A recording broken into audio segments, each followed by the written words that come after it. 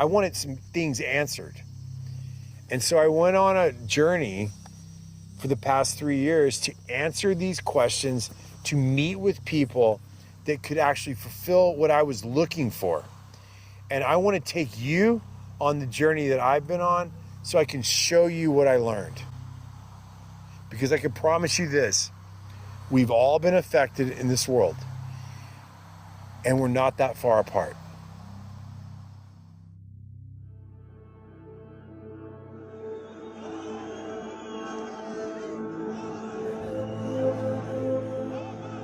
How do people react when they learn something they believe to be true is not true?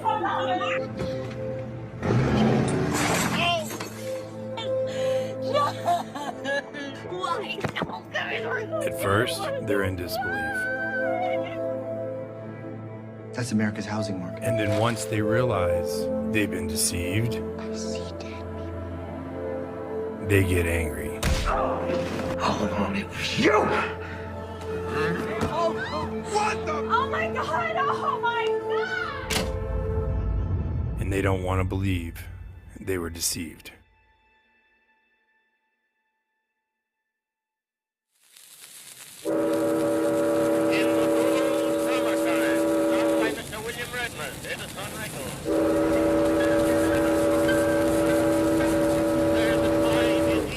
I've always said it's easier to fool people than to convince them they've been fooled. Unfortunately, this is where we are as a population today. Psychological warfare. What it basically means is to change the perception of reality. That despite of the abundance of information, no one is able to come to sensible conclusions. And in watching and kind of looking out and making sure that all of the members in our community are using these tools in a way that's going to be good and healthy. There's no need to walk. Everything you need to be happy. So people assume we are just going back to the good old world which we had, and everything will be normal again in how we are used to normal, in the old fashion. This is, let's say, fiction. It will not happen. Most people, Mike, only care about what's 50 feet from their door.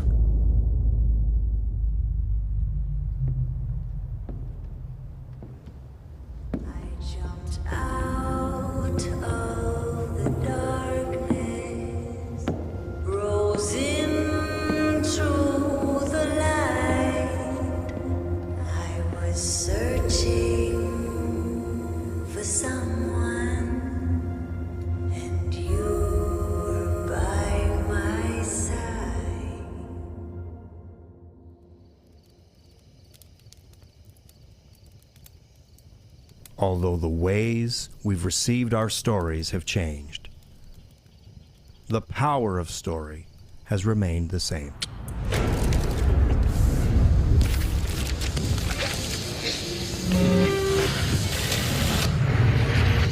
This fairly new, I think, sense that all expertise is false. If you don't read the newspaper, you're uninformed. If you do read it, you're misinformed. No, I don't trust the media. If that's the question, that's my answer.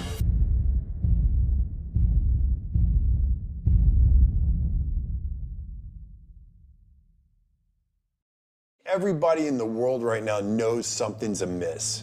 Something's not right. There's a paradigm shift happening, and people can feel it in their guts that things are changing. And right now, I think that's where we are as a world. I think the world knows we're missing something. And what we're gonna show you is what you're missing is you don't have all the information.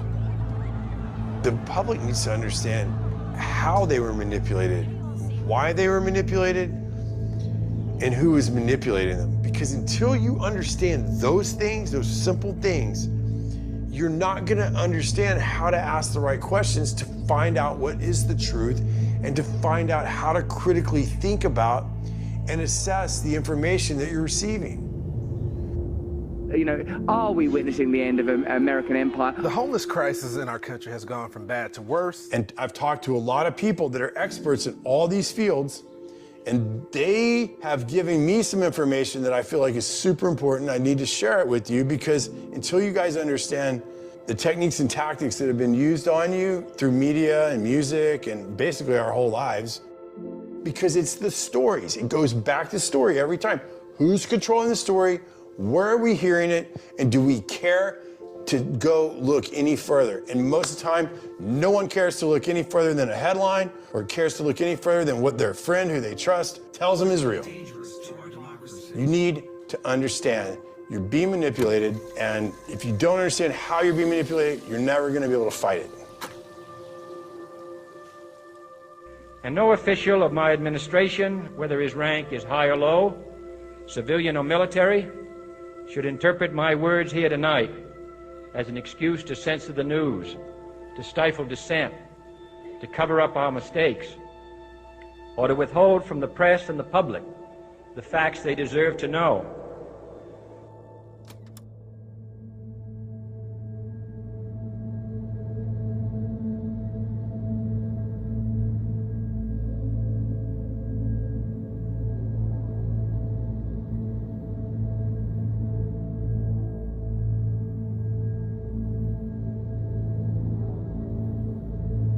On this journey, there was one person that was really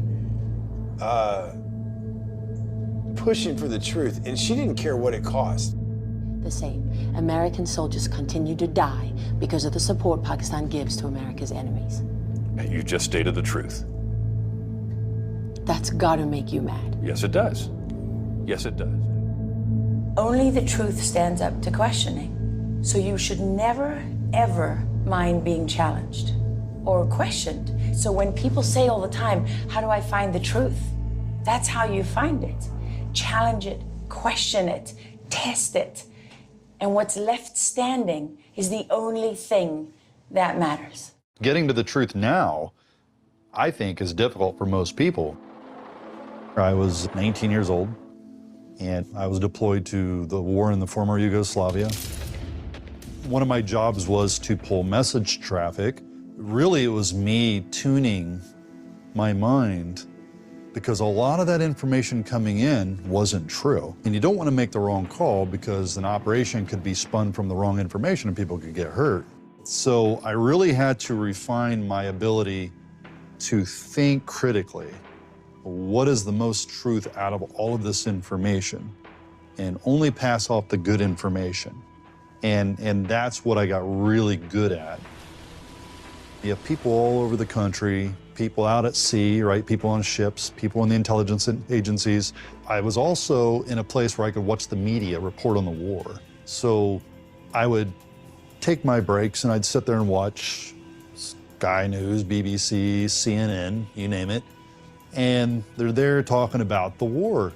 And it didn't line up with what I was experiencing both visually and both through all the information coming in from around the war. And I said, why would they be saying that? That's not true. And I would see this go on a lot.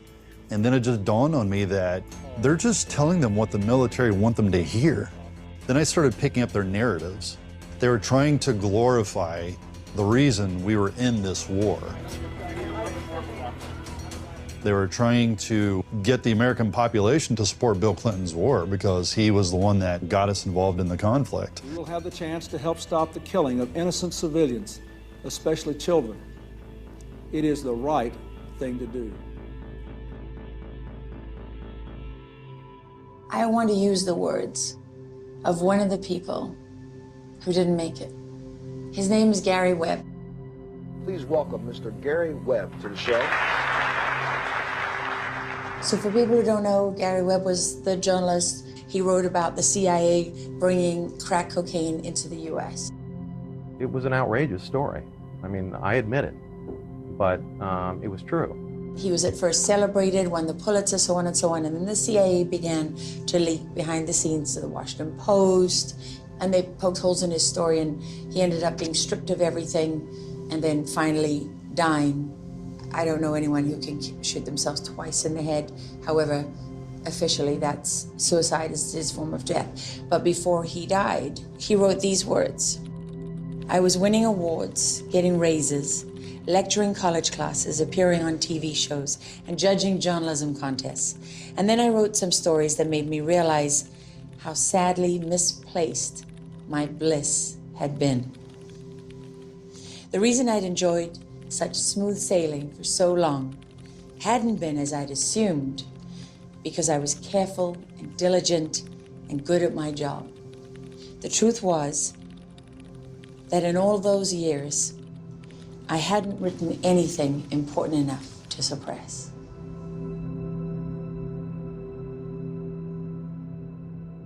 In my world, when I started seeing agendas in the storylines that were not entertainment, they were like shifting a culture. They were placing ideas in the entertainment to move a narrative, to move a storyline.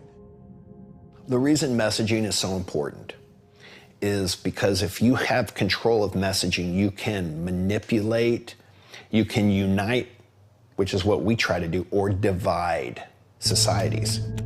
I was recruited to go work in intelligence. And as I started doing that, it just felt natural to me. It was a way to serve my country, and it was also a way to help other people. We touched on psychological operations and Out of Shadows, but we've gone deeper.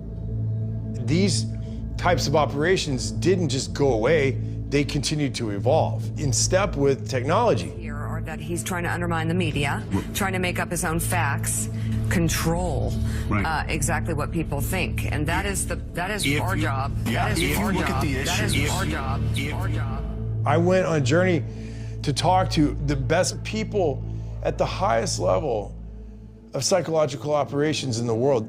Psychological warfare is the most powerful type of warfare that can be implemented in a battle. Basically, a psychological operation is an operation intended to influence a target audience.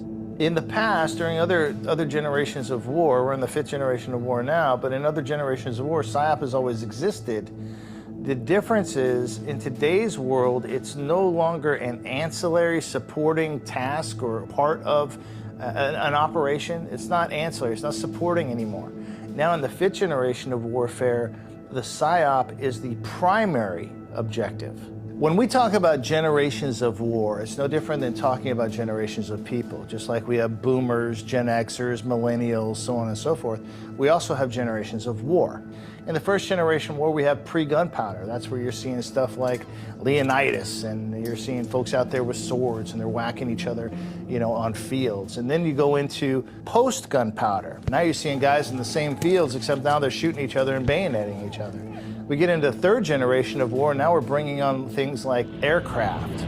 We're bringing on things like trench warfare, bringing on things like machine guns. Now things start getting very intense. We're also bringing in nuclear power at this point in time. 4th generation of war, now we've got not just countries fighting each other, but now we've got state and non-state actors with NGOs. Terrorism starts coming into play. It's this organization working for this country, infiltrating another country, and making the populace change. Now in 5th generation of war, everybody's separated. There are no lines to fight on, but the cognitive battle space in each country is being fought over. The U.S. is trying to infiltrate other people's populace. Other people are infiltrating our populace. And it's all done through primarily social media.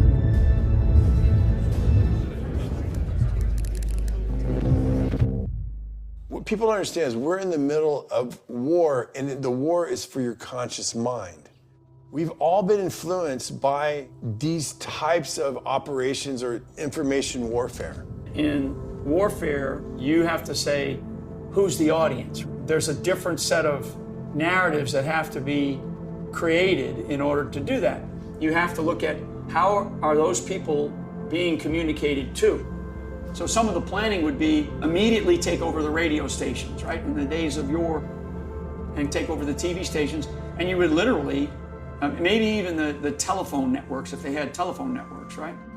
Ultimately, it's about conducting influence operations to get people to start thinking a certain way, So you change their attitude towards a certain situation, which in turn changes their behavior altogether. It could be something as simple as mine awareness. You want to make sure that civilians and little kids aren't walking up on mines getting themselves blown up.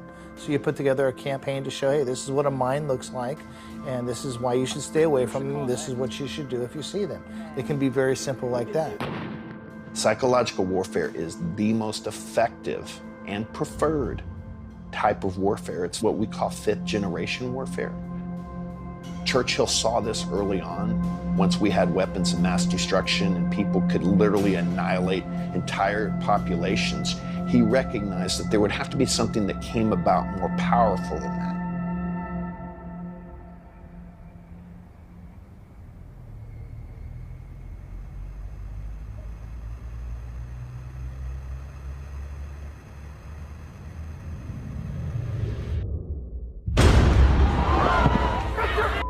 If you notice, during the uprisings, during COVID, it would be hard for anyone not to be able to acknowledge the fact that everything they believed, and then they looked at other people and they're like, how does this group believe something so different than what I believe?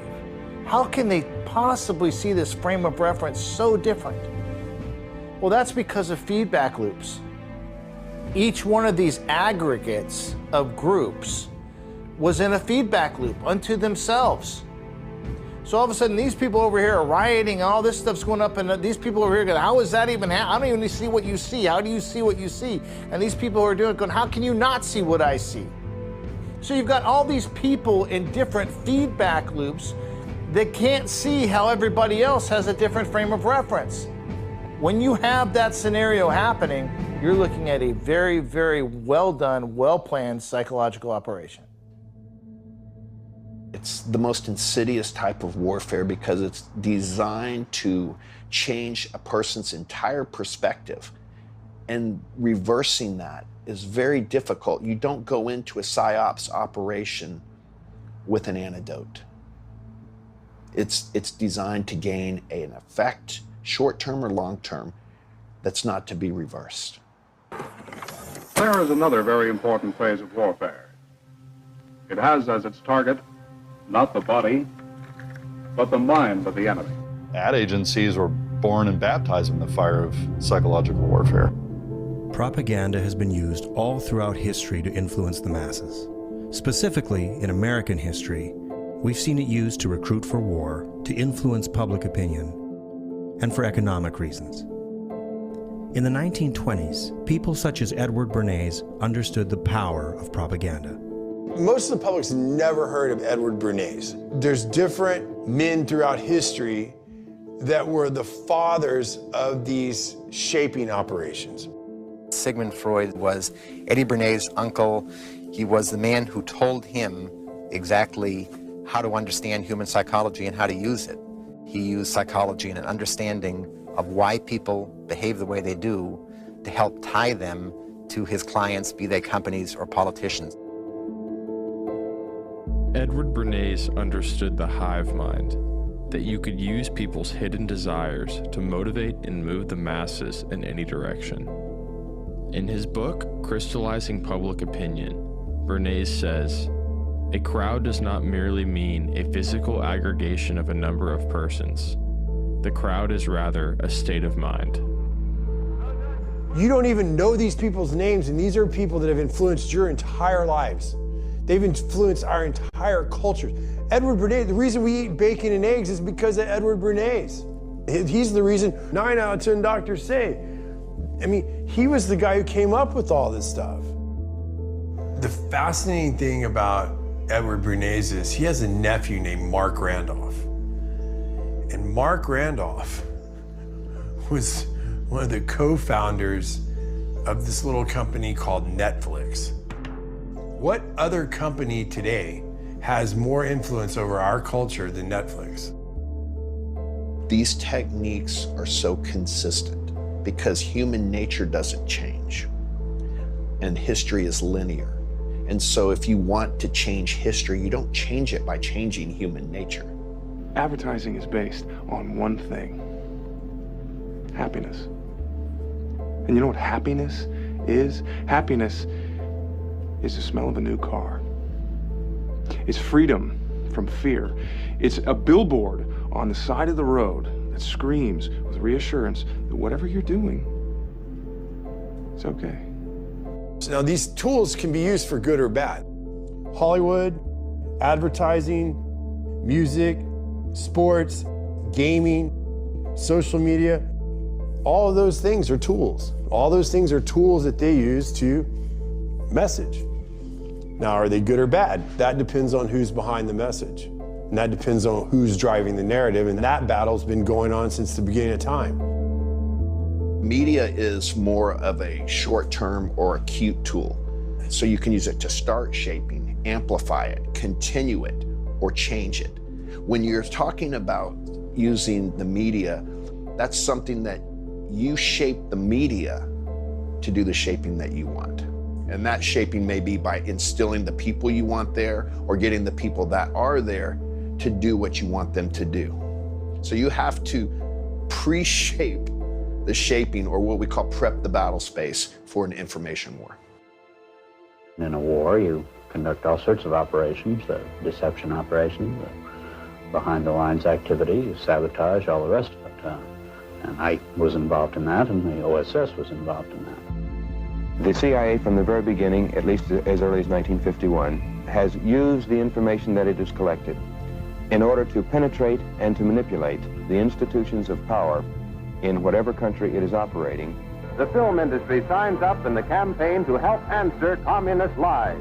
Mr. Cecil B. DeMille says, signing the Freedom Scroll today will cost you less than a minute of your time. Let it be your firm commitment to this warfare for the minds of men. When we, the CIA, wanted to circulate disinformation on a particular issue, disinformation is not necessarily a lie, it may be a half-truth. And we would pick out a journalist. I would go do the briefing and hope that he would put the information in print. It's my view, and it's supportable by all the evidence we see in the Church Committee report, the Pike Committee report. The CIA is not an intelligence agency, it's a covert action agency. Covert action being overthrowing or supporting foreign governments. Another part of covert action is disinformation. And the American people, in my estimation, are the primary target audience of the agency's disinformation operation. And I view Vietnam, the entire Vietnam War, was brought to us, sold to us, by agency disinformation operations. When I say us, I mean the American people. Through the media, the U.S. government was pushing their narrative upon the American public, being there on the battlefield with the media, pushing these false narratives. It was the first time in my life that I had really felt duped. Clearly, the information coming in was raw, and that information was being used in a way to psyop the United States of America, right? They're convincing people things in the war that are happening that are not happening. Like, for example, Hillary Clinton landing under the sniper fire to make her out like she was some hero, willing to risk her life to fly into Bosnia. I remember landing under sniper fire. There was supposed to be some kind of a greeting ceremony at the airport, but instead we just ran with our heads down to get into the vehicles to get to our base. And the funny thing is, if you've watched the videos of that, when she lands, there's a bunch of little kids giving her flowers. There was no sniper fire in Zagreb. Did she just make that up? Completely made that up. I remember landing under sniper fire. We basically were told to run to our cars. Now that is what happened. The news stations have now become churches, and people push their message through their pastors of that news station. And it doesn't matter what news station it is. You've got news stations on the right, you've got news stations on the left. Back in the 1890s and the 1900s, the motion picture was like a quantum computer. It was a way to message people that no one had ever seen in the history of the world. So if you are going to utilize this tool to form and shape narratives to the population, because you know if you can control story, you can control the population. What were the companies that were first formed And what were they called? There was ABC. This is ABC, the American CBS. Broadcasting Company. This is the Mutual Broadcasting National Broadcasting Company. This is NBC, the National Broadcasting Company. This is CBS, the Columbia Broadcasting System. So what do those sound like to you? Have you heard of like the FBI, the NSA, the CIA, the DIA? What are those called? Three-letter agencies? So if you were setting this up before anybody even thought about any of this stuff, and you needed companies to gather information or put information out, you would create networks. Just like you would create Facebook, Twitter, Instagram. So because you want to control both sides of the narrative. So when you're in the intelligence world and you are needing to gather information or put stories out, what do? You hire agents to recruit assets or people to work for you to do whatever you're trying to set up. So what, if you're a journalist or you work for one of these companies, who do you have represent you? An agent?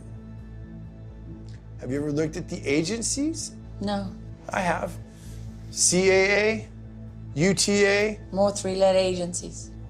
UTA was mine. Same with me. As soon as I put Out of Shadows out, done. Just step back for a minute. Just step back and go, okay, to work in these media corporations or work anywhere, you have to have an agent represent you.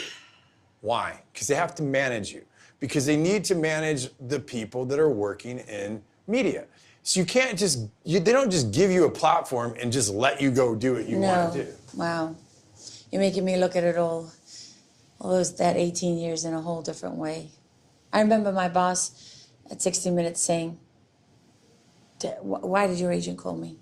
I don't want to hear from your agent unless we're negotiating your contract. Why do I need to talk to them? I can just talk to you. Now I understand why he rebelled against that, right? Because he's like, what has it got to do with your agent? Let me go a little further. Yeah, not really, but if you insist. Well, I'm just saying, you're the pro of pros. And I'm sitting back and these dots have all come together and I'm like. The agent's my handler, my control officer. Not for crying in a bucket.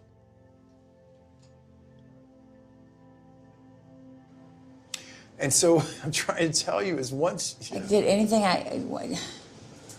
makes you wonder if anything you ever did was real. I mean, I know it was real. But it was never what you thought it was. But they're so good at convincing you, oh no, you're just doing this and you go do this, that. And you are. That's all you are just doing and that. You're competing. And therefore you can defend it. Yeah. Yeah. And so then that's what I mean about the self-sustaining system, right? Well, you can't tell me what happened in Kabul. I witnessed it. I saw it. I saw the Taliban run. I saw their Dishkas, anti-aircraft guns pointed at the sky. I was in the trenches where they skinned their bodies. And you'll fight to the death to get your story out, and they know it. So, sorry. No, it's, you know it.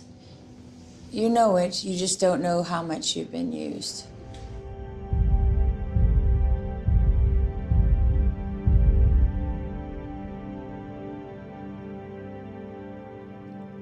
Do you think I don't know these people?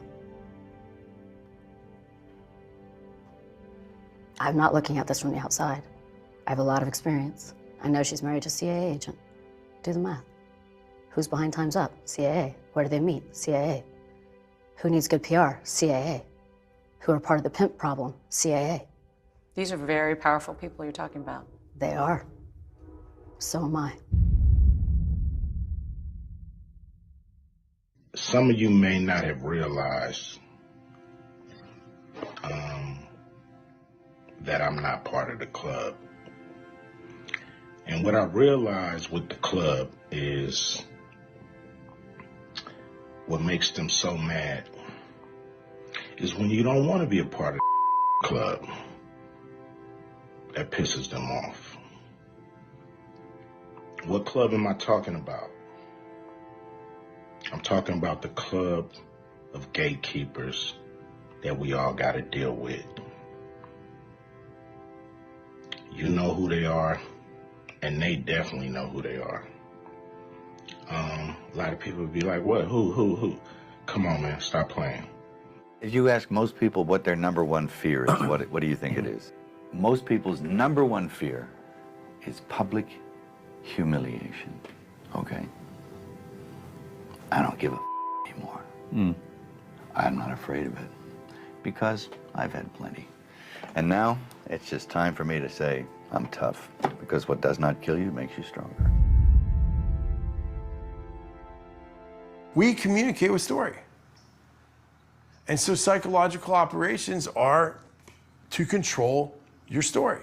They manage your fear, and they use fear to control you. Obviously, fear is a very powerful emotion. Fear is something that in intelligence is like a spice in a food. If you use too much of it, you'll shut someone down. I mean, they won't function, they won't be able to do anything. You use too little, they'll blow it off. It's not going to change their pattern. But the idea is applying enough fear to where you can get the desired results you want. And usually when you utilize fear, you want to bring out fear in the initial stage where people get very concerned and you start to create a movement or a pattern. And then you feed their dreams, or where you tell them their dreams should be. And at the same time, you begin to starve that fear as you feed their dreams, because ultimately you want to drive people to the end goal that you're trying to create. And so you do that by feeding their dreams and starving their fears. Now, sometimes people have a fear already instilled in them, but a lot of times when people have been living in prosperity or they've had a good life, you have to create that fear in order to come in and solve that fear. Polarization is the manufactured sense of life and death. If I can get you polarized, if I can get your thinking to become polarized, basically we're skipping over your ability to critically think about it, because we're going right to the emotions. Once we get right to the emotions, you naturally get a fight or flight sense or sensation about the situation you're dealing with. Once we get you into that fight or flight sense, because you are polarized, logical thinking now goes out the window, and now you'll actually protect that thought, you'll protect that belief, because believing that it's a life and death situation, if you don't support that belief, it may equal your demise, or demise to your family, or demise to your country. So we always want to get people to the polarization phase. We'll dial this way back to something we can all kind of relate to as a kid. I think most people as children, as you're growing up, believe that at some point in time there's a monster under your bed, or there's one in your closet. And you lay in your bed and you're afraid that there's something in the closet. You won't open up the door. Your parents can come in and say, logically there's nothing in your closet.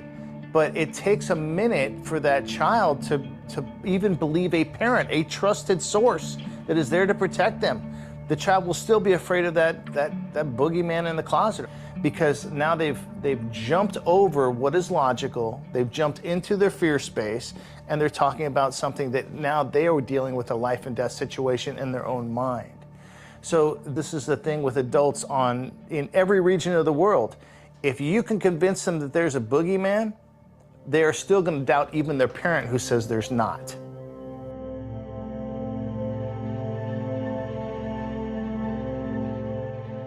When the Soviets used the phrase ideological subversion, what do they mean by it? Ideological subversion or psychological warfare, what it basically means is to change the perception of reality of every American to such an extent that despite of the abundance of information, no one is able to come to sensible conclusions in the interests of defending themselves, their families, their community, and their country. It's a great brainwashing process which goes very slow, and it's divided in 4 basic stages. The first one being demoralization. A person who was demoralized is unable to assess true information. The facts tell nothing to him.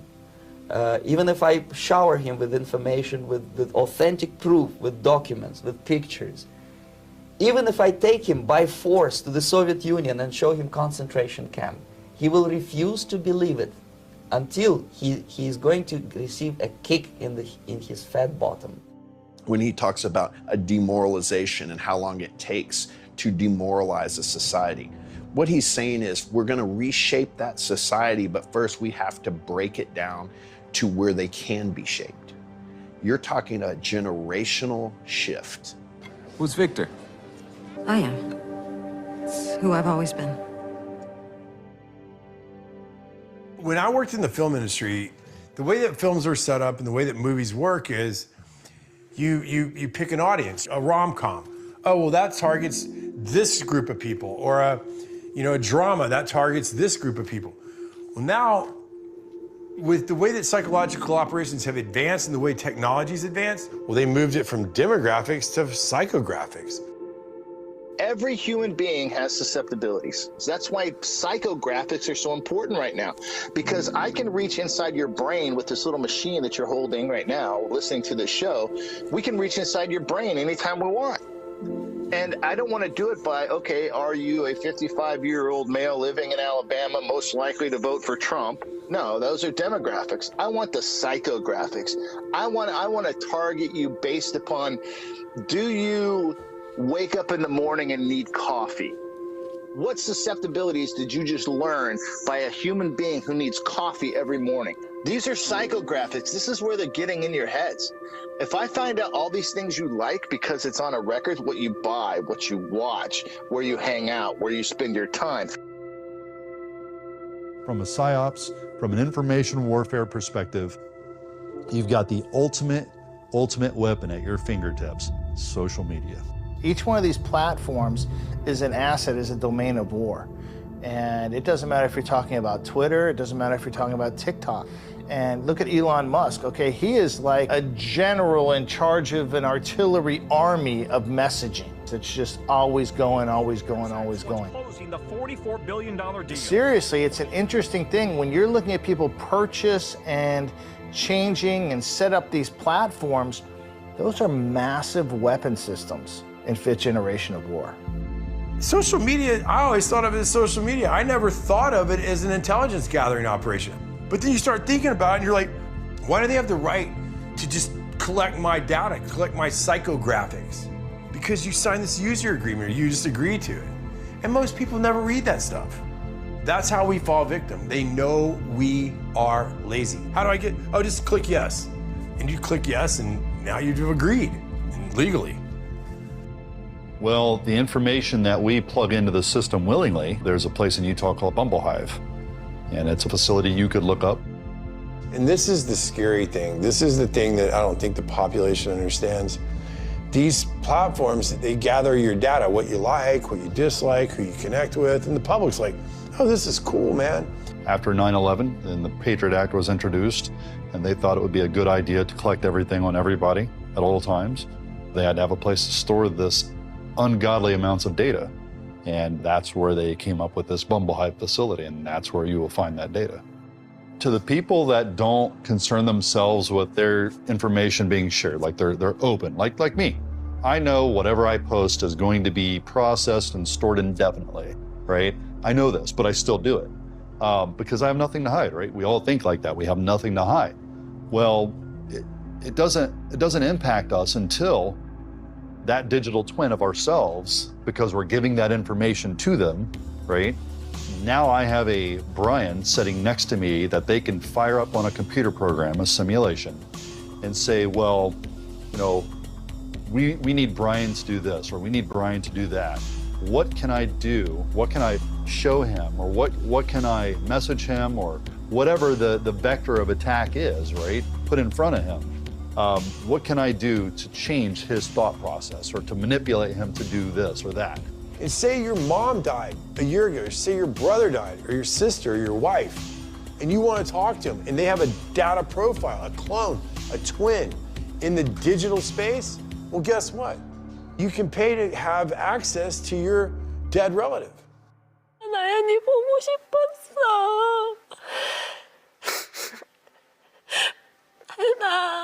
나연이 잘 있지? 맞아. 우리 엄마 그러는 거 좋아했지? 아직도.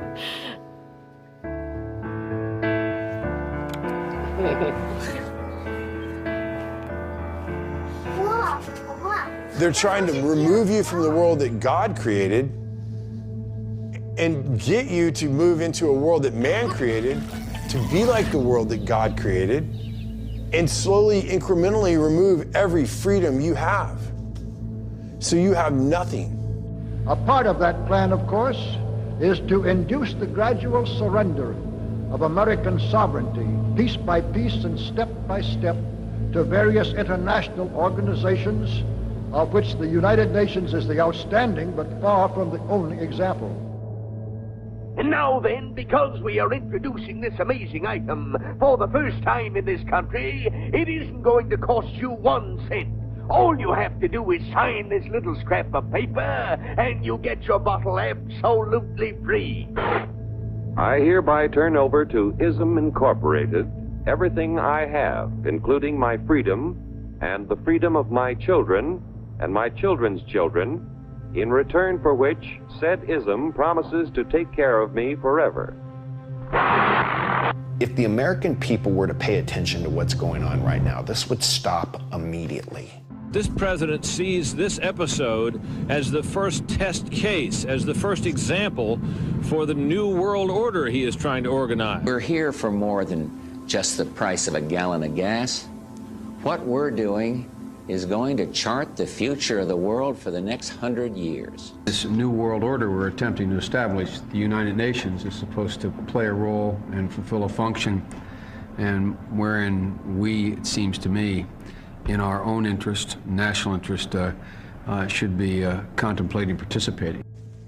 All of these social constructed operations that were financed by BlackRock or Arabella or whoever, like you said, World Economic Forum, Bilderberg, Council for Foreign Relations. Yeah, I mean, they're very real. These are, all the ones you mentioned are just, these are real things, real with, and they have real people behind them. And they have an idea about the future. What's interesting and fascinating now is that they're not hiding it. Not at all.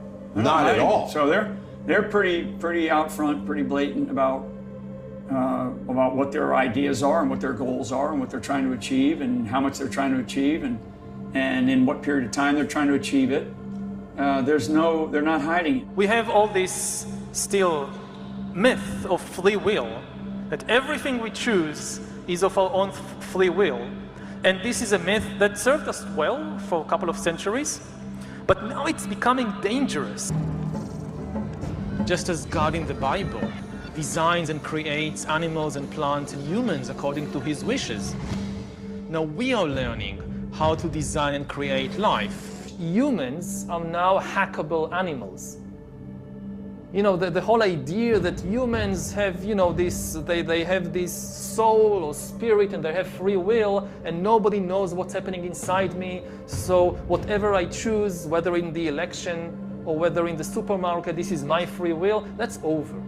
Science is replacing evolution by natural selection with evolution by intelligent design. Not the intelligent design of some God above the clouds, but our intelligent design and the intelligent design of our clouds, the IBM cloud, the Microsoft cloud, these are the new driving forces of evolution. We are probably one of the last generations of Homo sapiens, because in the coming generations, we will learn how to engineer bodies and brains and minds. We have to mentor the population and to show through our good examples that the future requires this change, and the change at the end ultimately will be beneficial for them. Because they're so visible, because they're so public, there's no more conspiracy theory argument, because in the past, and really only a couple of years ago, if you raised some of the names that you mentioned, the media, the big media, would attack and they'd say, conspiracy theorists, conspiracy theorists.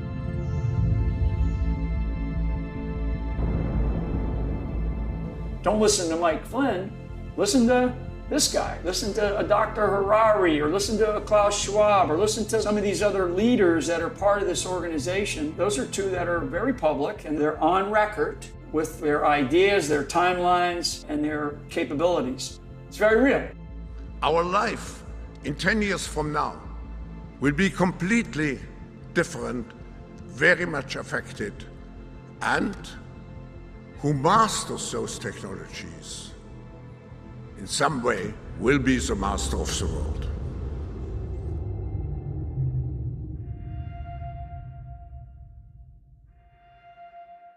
My concern is the ethical side to AI.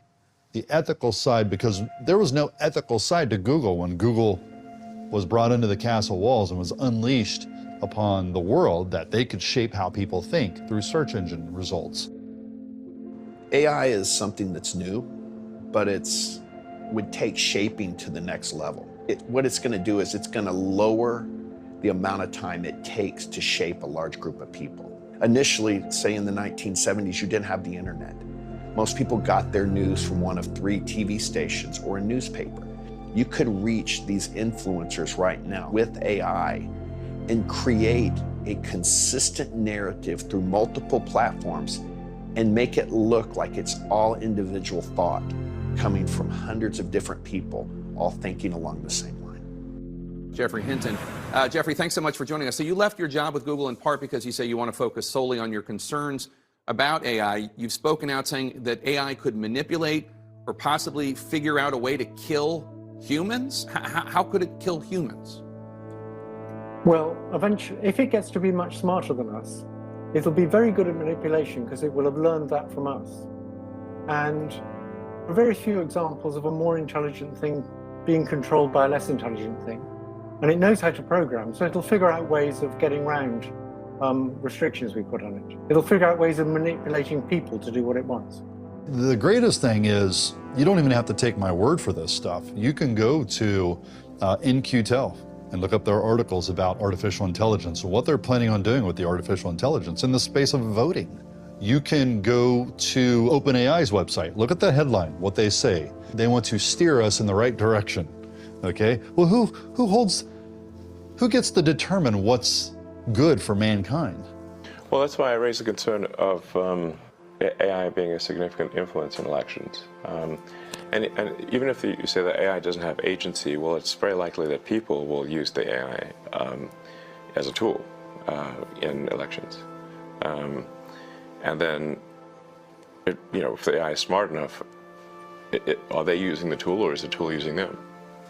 So I think things are getting weird, and they're getting weird fast. Stop for a minute.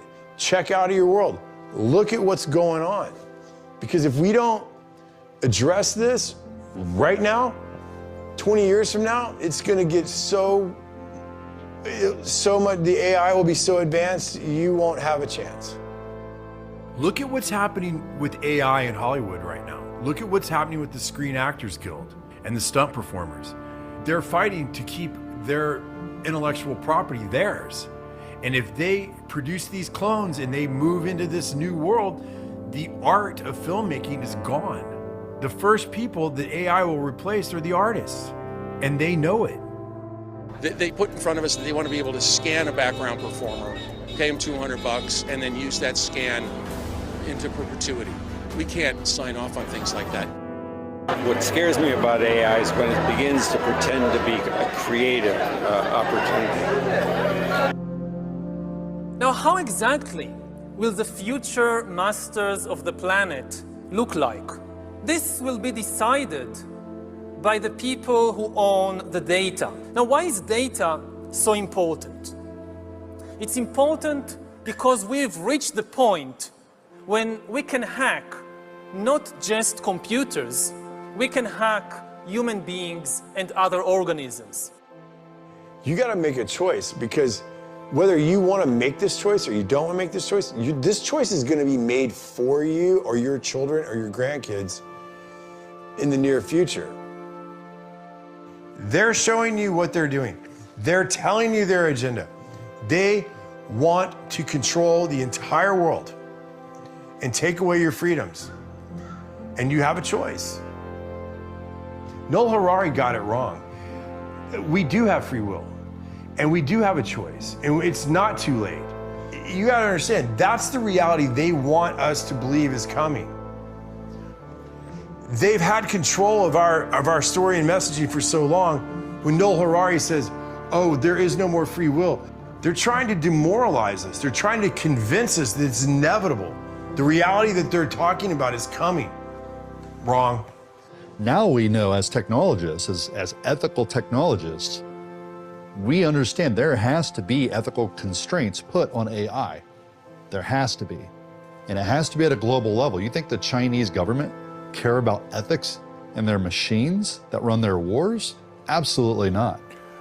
I respect China's achievements, which are tremendous over the last over 40 years since the opening up and policy and reform policy came into action. I think it's a role model for many countries.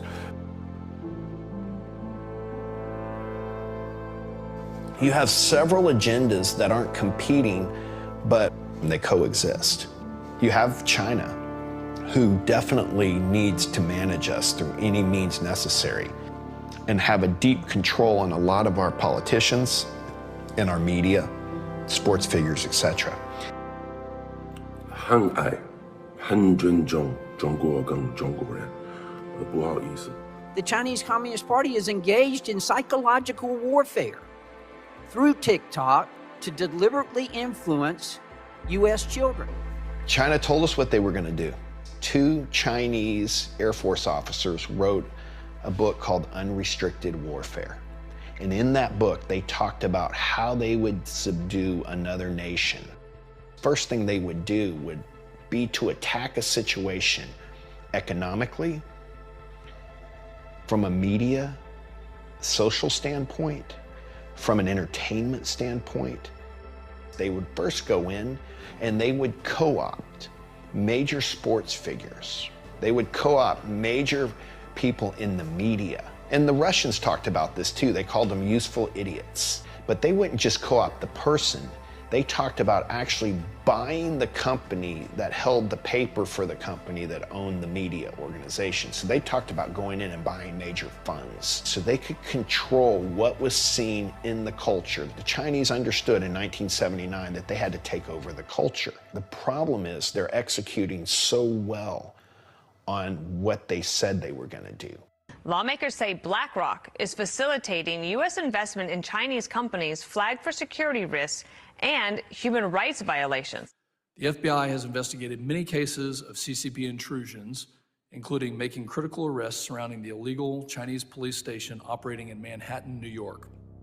Arrests the committee asked DHS and FBI about in an April 24th letter that remains unanswered at this point in time. Right now, the CCP has to destroy the United States because the United States, just because it exists, is a threat to the CCP because the people can look and say, we want to be like America.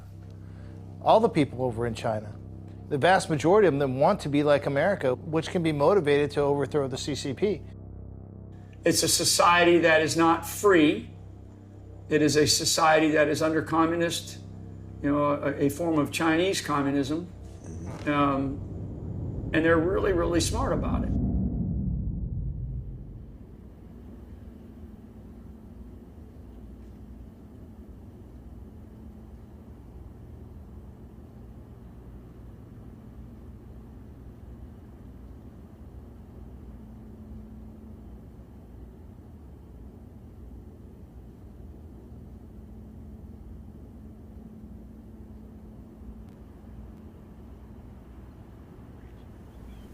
Who's to say that the boy would be happier your way or mine?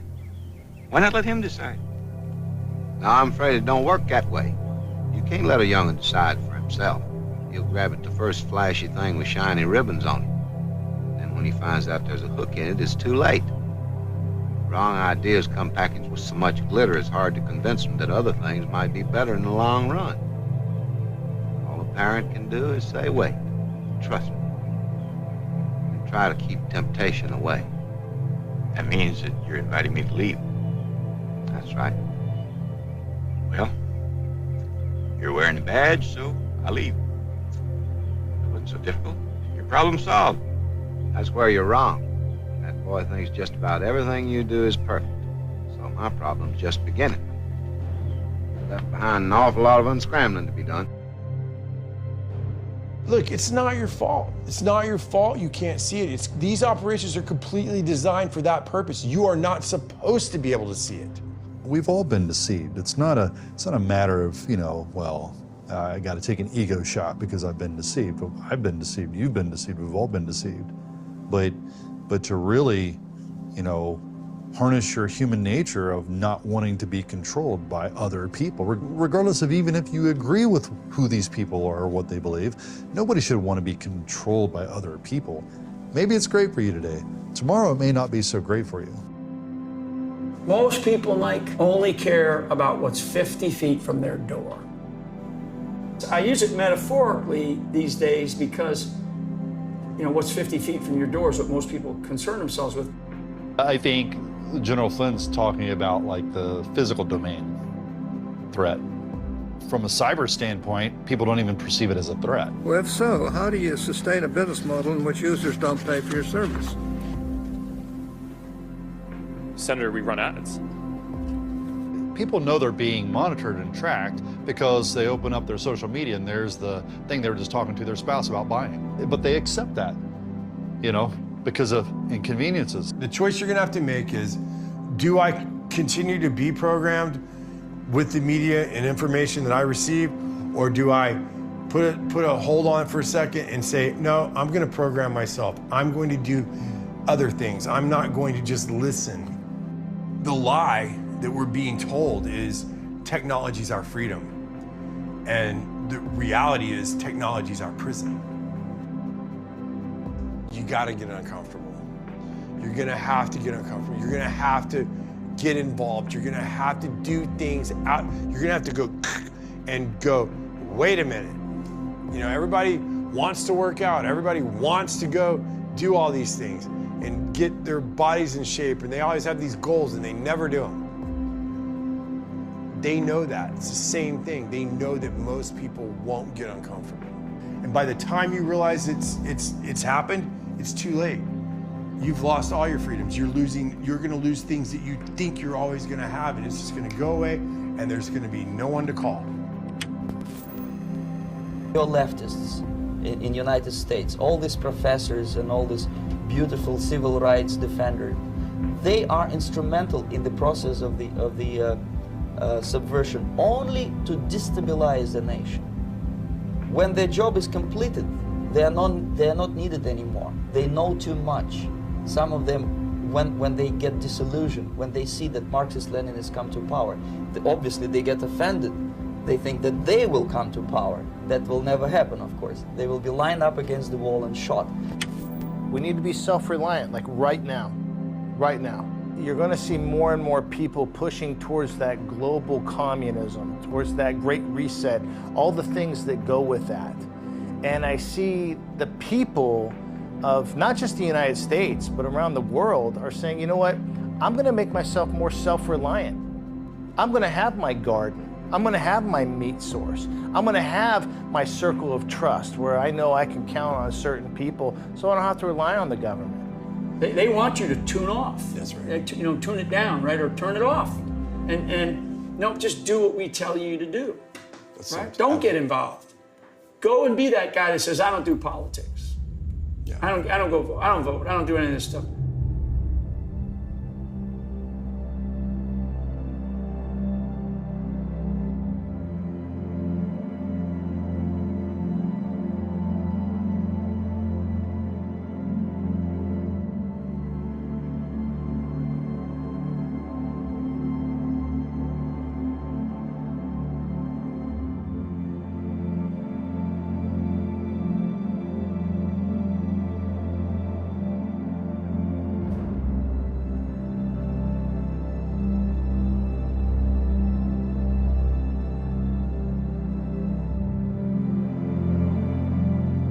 Okay, I have a motion to adjourn. Do I have a second?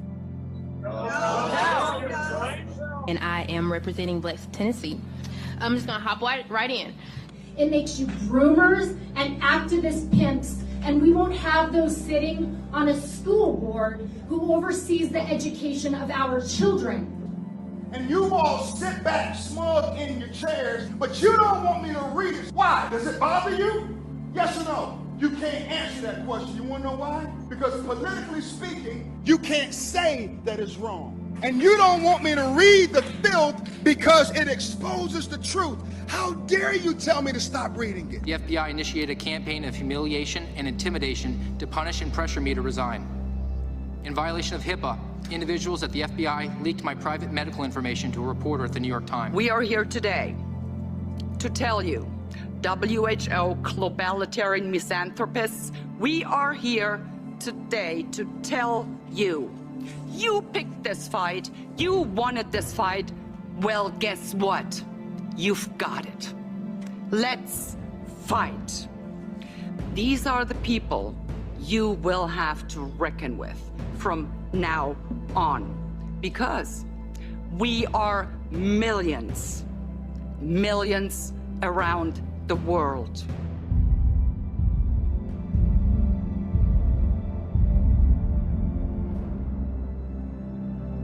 And so, my fellow Americans, ask not what your country can do for you, ask what you can do for your country. This Benjamin Franklin quote always rolls in my head, is that this resistance, this rebellion against tyranny is obedience to God. And this is why I felt called, out of the military to try to help other people go through that awakening that I did.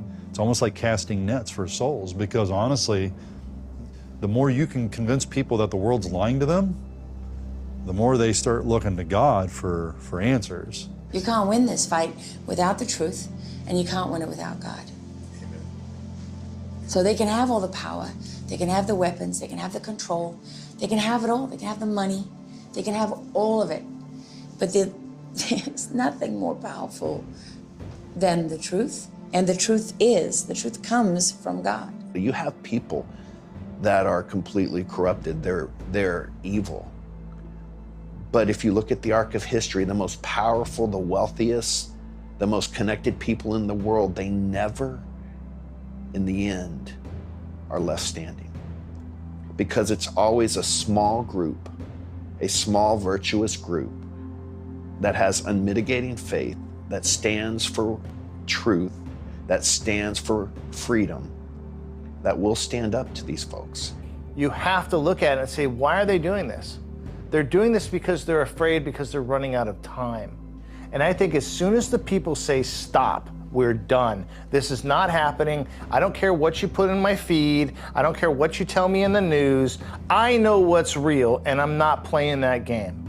Their biggest fear, you're right, there's a big billionaire class, and that's why their biggest fear is that the population will understand what's actually going on. There would be no need for them to try to influence the entire population if they weren't afraid of them. While no one can see how this gets fixed, I can tell you can look back at the arc of history, and every kingdom prior to the kingdom of God has failed. If it's not the kingdom of God, we have the kingdom of communism. That was held together by force and fell apart when the wall fell. You have the kingdom of capitalism. During World War II, when Eisenhower had a heart attack, or afterwards, the stock market dropped by $4 billion during that time. So the kingdom of capitalism was shakeable. The kingdom of communism is shakeable. The kingdom of socialism always falls apart when you run out of other people's money, shakeable. The only kingdom that has never been shaken is the kingdom of God, because it's built around the king, the unshakable person in Jesus Christ. And I think if people just come down to the basics, the U.S. Constitution, let's leave God out of the picture. I'm a Christian. Of course I would want everybody to be a Christian. Of course, in my belief system, everybody should be a Christian. But as an American, am I going to go out there and rail against the Hindu or the Sikh or the Muslim, Buddha? No. As an American, absolutely not.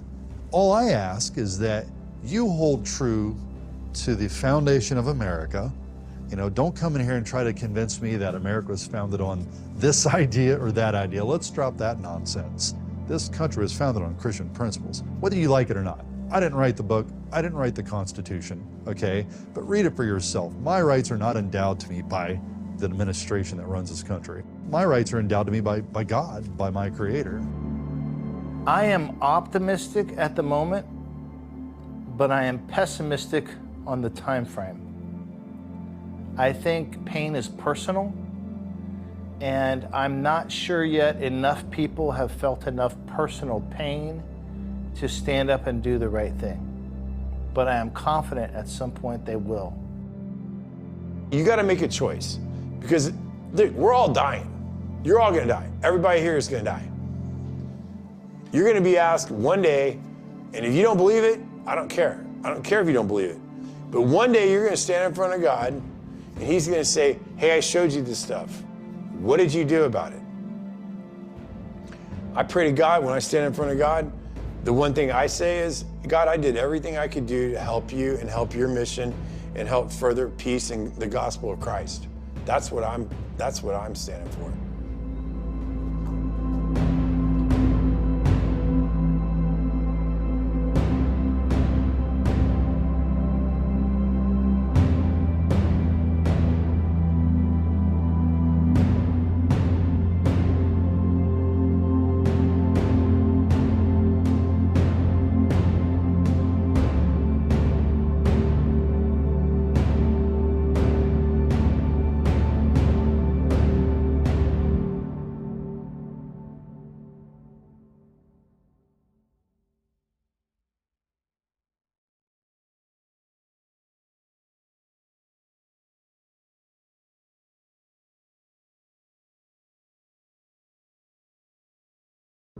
Thank you for taking the time to watch this film.